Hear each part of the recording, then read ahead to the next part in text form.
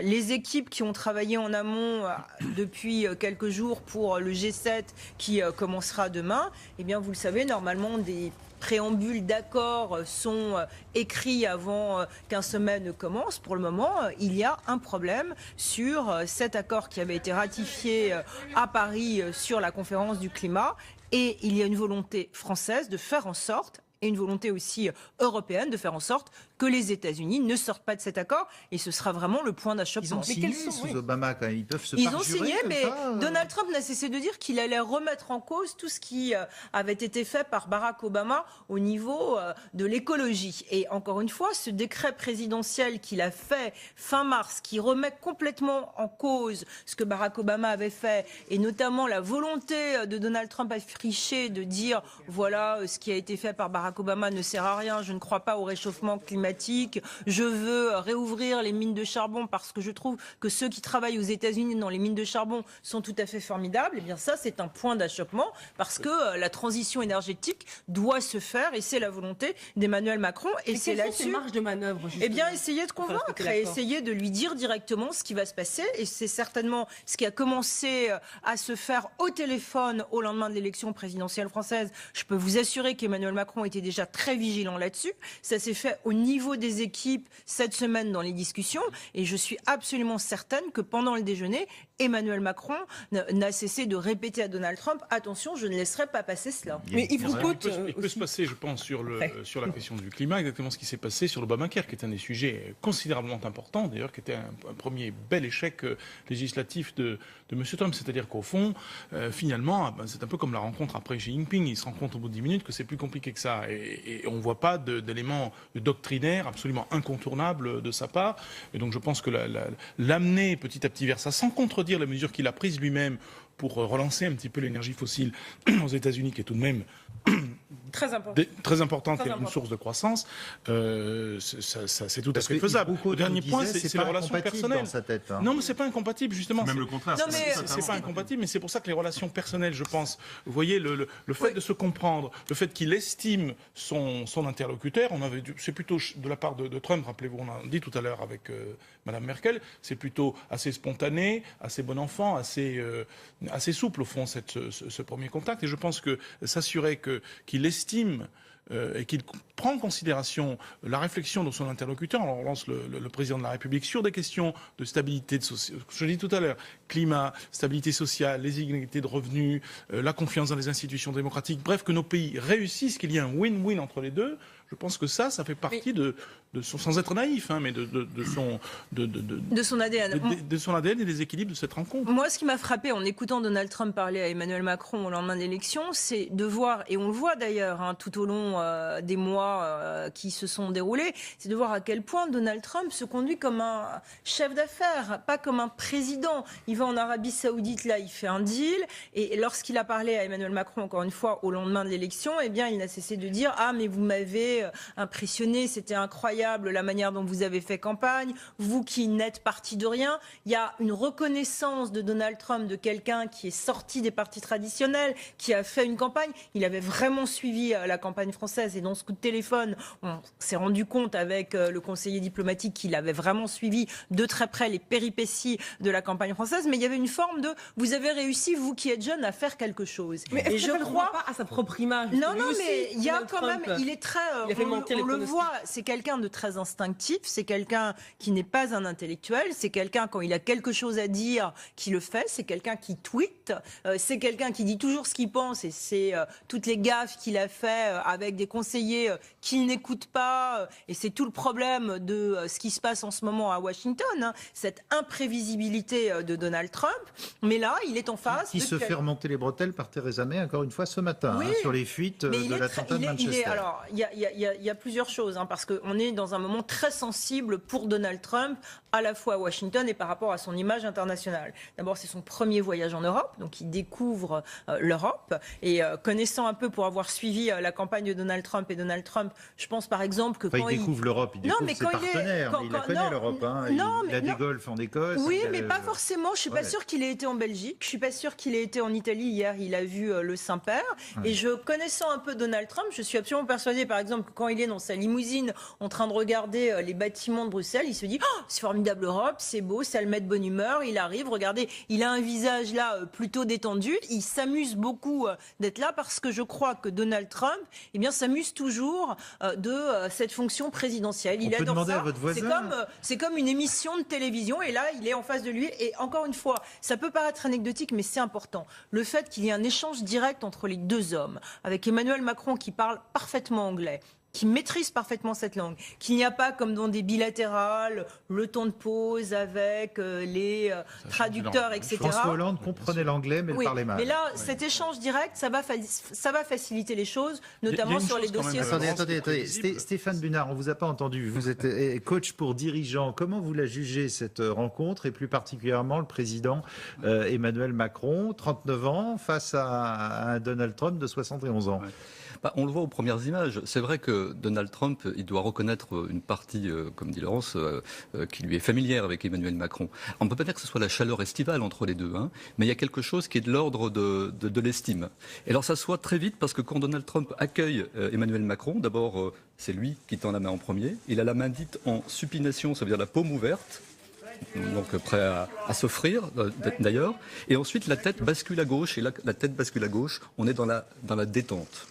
Et ça pourrait être tout l'inverse. On l'a vu, un peu rustre, secouer comme un prunier la main de certains de ses interlocuteurs. On l'a vu, même ne pas serrer la main. Même ne pas serrer la main, effectivement. On le voit un peu rustre. Et depuis qu'il est en Europe, et on voyait les images hier, je regardais les images avec le pape, il est empreint d'une certaine solennité.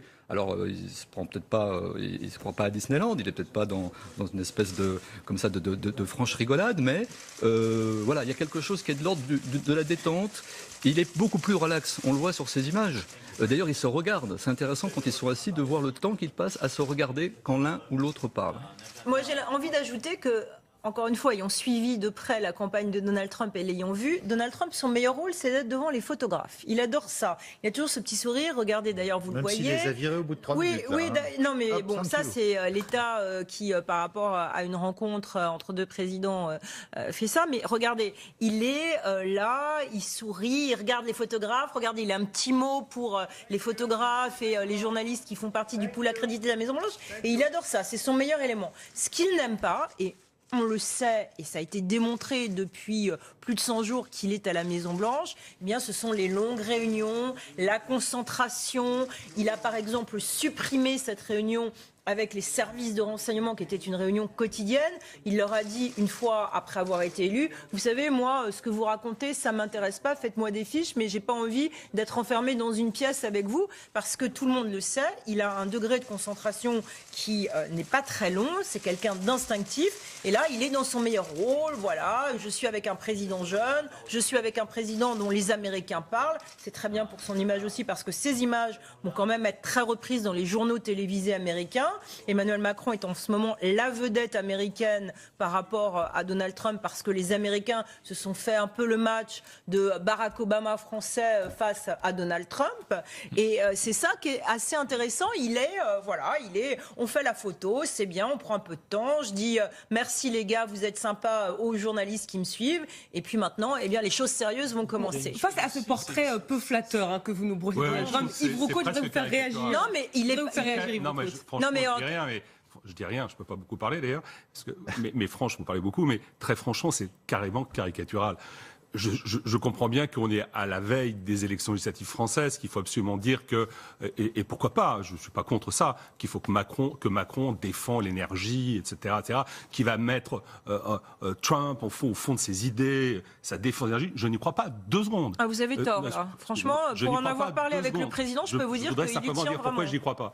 Parce que ce genre de réunion est préparé en amont, on sait de quoi on va discuter, et on n'invente rien dans ces discussions-là. On se contente d'avoir des relations diplomatiques. Je n'imagine pas que Macron dise, voilà, c'est les accords de Paris, ou si on ne fait pas les accords de Paris, je vais faire un clash où je vais dire, c'est pas possible, ça n'existe pas. D'autre part, quand vous dites que Trump n'a pas la stature d'un chef d'État, qu'il n'est pas capable de se concentrer, je ne sais pas d'où vous tenez vos informations. Je l'ai suivi pendant 1 an et demi, je peux vous dire qu'il n'est pas capable de se concentrer. Mais moi, je l'ai suivi via... Et vous savez très bien que, par exemple... Attendez, je finis simplement. Non, mais attendez, moi, mais vous avez parlé pendant 20 minutes.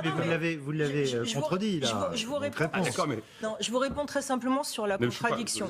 En ce moment, à Washington, et vous savez quand même que j'ai quelques relations à Washington et que j'ai suivi Donald Trump. Moi aussi, j'en ai plein dans la correspondante pour le groupe Canal+. Mais que j'ai suivi quand même Donald Trump au quotidien pendant sa campagne, pendant plusieurs mois, au quotidien tous les jours, à raison de 4 à 5 meetings par jour. Je peux vous dire que je vous affirme que Donald Trump a un pouvoir de concentration qui est limité. Ça ne veut pas dire qu'il n'est pas intelligent, il a simplement ce qui s'appelle en américain Attention Deficit Disorder, et on le voit avec... Et on le voit avec ses équipes. Il y a en ce moment à la Maison-Blanche beaucoup de gens qui s'interrogent sur comment travailler avec Donald Trump. Encore une fois, ce n'est pas un jugement sur la présidence Trump, c'est simplement un jugement sur cet homme qui a du mal à se concentrer. Moi, je ne partage pas votre point de vue pour une raison simple, c'est que je pense, moi aussi j'ai beaucoup de relations à Washington, j'y vais souvent, pour des raisons d'ailleurs pas qu'universitaires, pour les responsabilités que j'ai dans un certain nombre, qu'importe, j'y vais très souvent, et très franchement, c'est pas ce que me dit son entourage. J'ai rien pour Trump personnellement, j'ai pas de sympathie particulière pour Trump, donc je le dis très franchement, son entourage immédiat, celui qui travaille avec lui dans l'entreprise, dit qu'il fonctionne très vite, qu'il déteste perdre du temps, qu'il considère qu'une réunion trop longue, ça veut dire qu'on n'a pas bien prévu et préparé cette réunion, et il travaille comme ça. Il a tort, il a raison, j'en sais rien. Peut-être qu'on me dit des fariboles de ce côté-là. En tout cas, c'est ce qu'on me dit, mais c'est pas ça le fond. Le fond du problème, c'est que je crois que sur cette réunion qu'il y a en ce moment, puisque c'est de ça dont on parle, sur cette réunion-là, chacun dans son rôle, je pense que, et ça a été souligné, y compris par vous, et je crois que vous avez raison, et surtout par vous aussi, il y a un côté winner, j'ai gagné, et on connaît, alors pour le coup, là, on a la certitude, parce qu'il y a des écrits de Trump, et aussi ses déclarations, Trump adore ceux qui gagnent, donc il adore... D'autre part, je précise, de toute façon, que ce soit clair, que, vu du point de vue français, la politique américaine est toujours un peu incompréhensible parce qu'on essaie de plaquer notre imaginaire là-bas. Il y a notamment, je remarque sur la question Le Pen, par exemple. Non mais attendez, on va pas refaire toute non, mais je veux dire simplement, Trump n'était pas contre Macron. Trump, il a considéré dans ses déclarations que, en ce qui concerne la question de la sécurité, en particulier des défenses, il pensait que Macron n'était pas au niveau de ce qu'il fallait faire. Maintenant, j'ai l'impression, et on l'a vu d'ailleurs là dans leur relation, la première chose qu'a dit Trump, c'est terrorisme, c'est la seule d'ailleurs qu'il ait prononcée. Du côté de Macron, on a dit terrorisme, économie, énergie. D'accord ? Donc on a eu ces trois domaines-là. Moi, je pense qu'ils vont se mettre d'accord sur quelque chose, une relation sympathique, conviviale, de deux chefs d'État de deux grandes puissances qui se rencontrent, point final. Alors, sur le terrorisme, comment ça peut se passer pour vous ? Parce que vous le disiez, Laurence Haïm, il y a déjà un échange d'informations énorme, il y a des prêts d'avions gros porteurs, notamment sur le Mali, etc. Oui. Il va y avoir encore plus d'échanges d'informations, une sorte de travail partagé, telle zone pour les Français, telle zone pour les Américains. Comment ça peut se passer ? Non, je crois qu'il y a une détermination absolument commune de faire en sorte que les renseignements fonctionnent, qu'il y ait des informations qui soient partagées. Oui, mais encore plus pour essayer de déjouer la menace qui menace, encore une fois, les démocraties. Ça, c'est une volonté qui a été affichée et ça va se passer, ça se passe, mais ce sera renforcé. Vous savez que le président Macron veut faire une task force à l'Élysée avec 50 à 100 personnes qui, 24 heures sur 24, 7 jours sur 7... Ça veut dire aussi qu'il faut améliorer les choses. ...harmoniseront les renseignements et les informations des services de renseignement. Ce sera une priorité de ce quinquennat. Alors c'est compliqué ça. Yannick Mehrer, peut-être, on vous a pas entendu. Oui, mais vous savez, tout est compliqué, monsieur. On disait aussi que ce serait compliqué pour Emmanuel Macron de devenir président et il est devenu président. Réellement stratégiquement, parce que excusez-moi, mais ce genre de structure, c'est la Navy qui a inventé ça. Ce genre de structure légère, c'est sur one shot, c'est sur un projet. C'est la Navy qui a inventé ça à la fin de la Seconde Guerre mondiale. Donc effectivement, c'est possible de le faire. Sauf que nous avons déjà des structures en France, qui sont des structures en millefeuille, qui ne sont pas si simples que ça à gérer. Et c'est vrai que si on fait une task force, ça veut dire qu'on rajoute une autre structure. Je rappelle que Ou on court-circuite. Je rappelle que le Conseil national du renseignement est déjà sous la direction du président de la République. Donc on va avoir deux structures. Je ne sais pas comment ça va se passer. J'espère que ça se passera bien. En tout cas, c'est une vraie question. Et pour les militaires en particulier. Avant de vous redonner la parole, on va faire un petit détour par Bruxelles à l'ambassade américaine. Marie Chantret, le déjeuner de travail entre Emmanuel Macron et le président américain Donald Trump est sur le point de se terminer ?